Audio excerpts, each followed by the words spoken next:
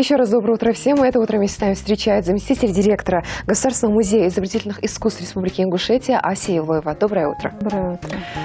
Ась, с праздником вас, во-первых. Я вам Спасибо, желаю вас тоже. самого хорошего настроения круглый год, не только в день 8 марта. Ась, и скажите, что готовится, или, может, уже было запланировано в Музее изобретательных искусств?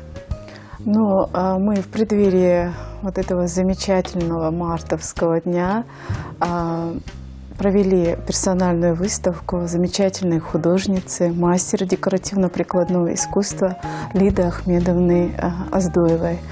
Выставка под таким очень интересным названием «Эхо Дзурдзуков» Лиды Оздоевой.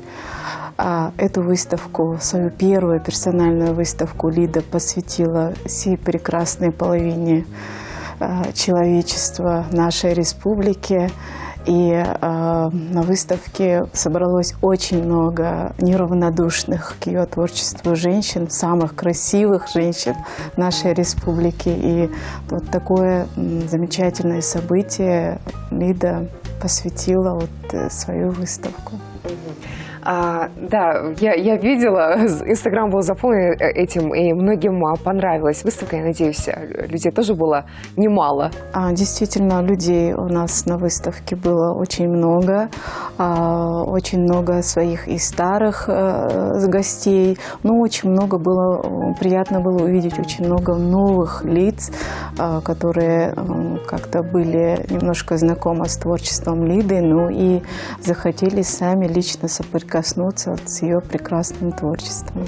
Да, Лида нас не перестает радовать. Сейчас вопрос к вам, Ася. Скажите, в чем заключается счастье для женщины, если спросить у вас? Самое большое счастье, наверное, для любой женщины это заключается в ее материнстве, потому что женщина, мать, хранительница семейного очага. Мы так всегда воспринимаем, да, женщину. Поэтому мать, женщина – это самое главное.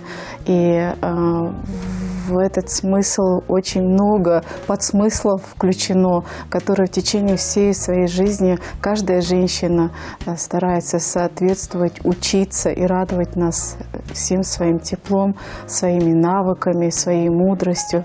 Мне кажется, это самое главное. Хорошо, скажите, мудрость, которая вам запомнилась, не знаю, от вашей мамы или там бабушки, вот что вы запомнили, совет какой-то, чтобы мы тоже могли почерпать?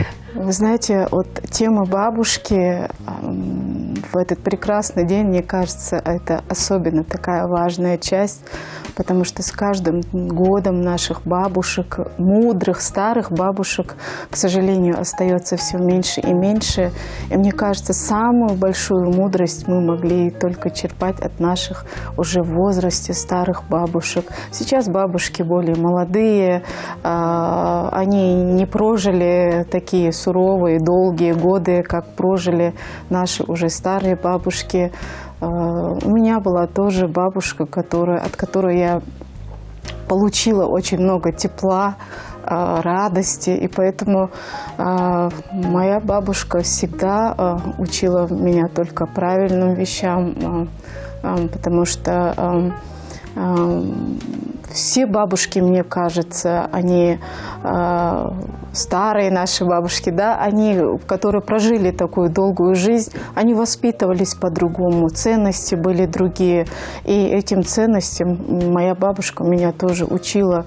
И я вот тогда, когда бабушка еще была жива, я это не помнила, как-то не воспринимала. А сейчас я помню ее каждое слово и каждый разговор. Поэтому не могу конкретно сказать, что именно, но все тепло вот шло от бабушки. Да, и видно, как тепло вы говорите.